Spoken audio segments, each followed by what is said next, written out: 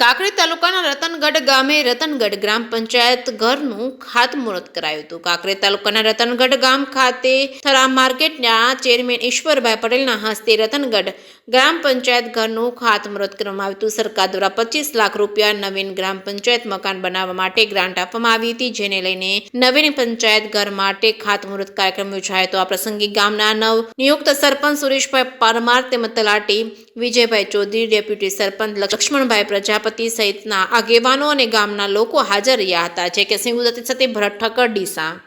આજે ગુજરાત સરકાર દ્વારા રતનગઢ ગામે 25 લાખના ખર્ચે નિર્માણ થનાર પંચાયત ઘરના ખાતમુહૂર્ત કરવામાં આવ્યું. આ પંચાયત ઘરનું નિર્માણ થવાથી ટૂંક સમયમાં આનું નિર્માણ થઈ જશે.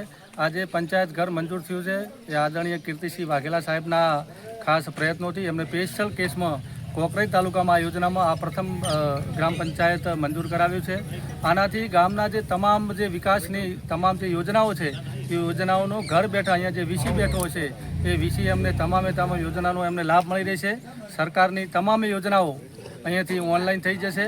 સાથે સાથે આ ઘરમાં એક વિશેષતા છે કે પંચાયતની અંદર વીસીની ઓફિસ હશે, સરપંચની હશે, ડેપ્યુટી સરપંચની હશે, અંદર બોર્ડ રૂમ હશે અને એની સાથે સાથે ઉપર એક તલાટીસીનું ક્વાર્ટર પણ આપવામાં આવેલ છે.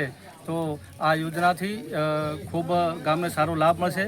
આ પ્રસંગે અહીંયા ખાતમુહૂર્તના પ્રસંગે ગામના સરપંચશ્રી અને તમામે આગેવાનો ઉપસ્થિત થયા.